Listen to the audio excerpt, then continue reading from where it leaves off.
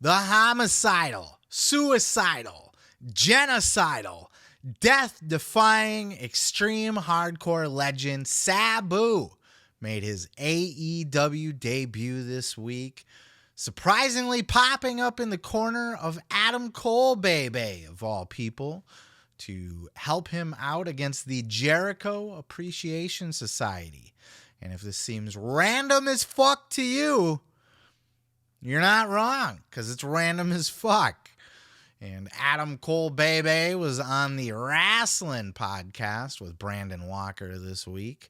Rasslin, that's wrestling. And he was asked, hey, what the fuck's up with Sabu? Check out this clip. I have to ask you a question because this came out of left field. Sabu? Oh, my God. The hell did that come from?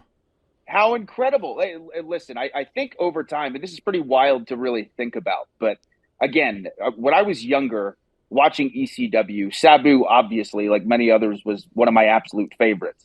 And it's so weird to think as time goes on, because again, Sabu is a student of the game.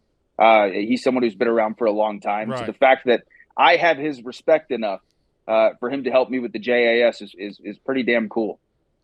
I mean, how when did you know this was coming about? Because you could have. I was sitting there last night, and it was clear you were leading up to a surprise. But you could have given me 1,000 guesses as to who was coming out there to help you, and I would have not come up with Sabu. Yeah. No, it was absolutely kind of a last-minute decision, especially looking at, it's great to have Roderick Strong there. Yeah. But again, this match Sunday is unsanctioned, and we know for a fact that the JAS is going to be involved. So I took a shot in the dark. I talked to a friend of a friend, reached out to Sabu. And again, there's nobody crazier or more prepared for an unsanctioned match situation than Sabu. So all came together last minute, man. I feel like his entire life has been unsanctioned. But let me ask you this. Homicidal and suicidal I can be okay with, but don't you think it's kind of problematic to be hanging around with somebody who's genocidal? It is a little bit scary to really think about it, but I'm desperate, my friend. Okay. I am desperate. I know what I'm up against, so we'll see what happens. We might all be in trouble, but we'll see. Now, I don't particularly like the kayfabe answers, where, the Jericho Appreciation Society has beaten me down, so I had to think outside the box. I reached out to a friend of a friend, and I got Sabu. I don't like that. I don't like those kayfabe answers. It would be nice to just hear the real deal. Tony Khan did say in the conference call he did for Double or Nothing that Sabu was a one-off, that he wasn't signed long-term. He's not expected to be around regularly, but he said if it does go good, that he would probably have an open invite to come back sometime for another one-off thing somewhere down the line or whatever. Sabu, traditionally a little bit difficult to work with, so I don't blame Tony Khan if he didn't want to have him around full time. I do think that this is a Chris Jericho thing, and let me explain why. Because Chris Jericho had Sabu on the Jericho Cruise, and he had him. They sat down. In fact, I covered this a couple weeks ago. They did a Anatomy of a Deathmatch panel or some shit like that, where he did a podcast episode where he sat down with Matt Cardona, Ruby Soho, Dr. Luther, and Sabu, and talked about deathmatch wrestling and all of that kind of thing. And it seemed like Jericho and Sabu were kind of hitting it off. Sabu had said he didn't really want to come. He's a very, kind of a socially anxious guy. And was kind of dreading coming, but he said that Jericho was very friendly and made him feel at home. And they seemed to hit it off and get along well. And I do believe that this was a Jericho. Now, I don't know for sure, but I do believe this probably led to Jericho offering or wanting to give Sabu a spot on AEW at some point, get him a payday. So I do believe this especially because he is in the Jericho angle.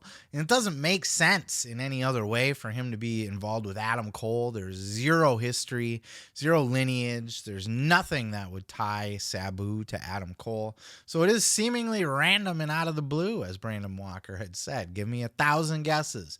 I would have never guessed Sabu, and I probably would not have either. I think this is a Chris Jericho thing. I think he's just throwing Sabu a payday. I've had the opportunity to work with Sabu in the past. Been on different indie shows with him, not work like in the ring with him or anything. But, I've been on the same show as Sabu a couple times, been in a locker room with him. He's a quiet guy. He's a little awkward. And a lot of people have said he's difficult to work with, as far as business wise and stuff. Not necessarily over money, but just, whatever. But hell, bring him in. He is a legend in this business. Give him a payday. I don't think it's a bad idea to give the man a payday.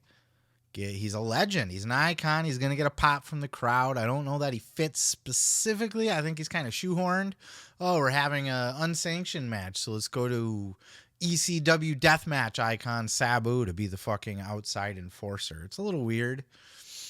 But hey, why not? Let's get Sabu a payday, get him on the show. Why the fuck not? But Tony Khan definitely kind of made it sound like it was not going to go any further than this one-off. Well, he flat out said it was a one-off, but he didn't seem too excited about Sabu. I wonder if that was just in general or if he's already had some issues dealing with him. Maybe not. I don't know. But I do think that this was probably a Chris Jericho call. Lots of good stuff in this interview with Branden Walker, with Adam Cole. But this is definitely one part that I wanted to highlight because it's Sabu. Gives me a reason to talk about Sabu because we don't talk about the in-ring stuff. God knows Sabu ain't going to do another podcast anytime soon. So this is what you get. Hey, thanks for checking out that clip. Don't forget to check out other clips here on the channel. And while you're there, throw a like, throw a subscribe. And don't forget to check out full episodes each and every Sunday of the Pro Wrestling Podcast.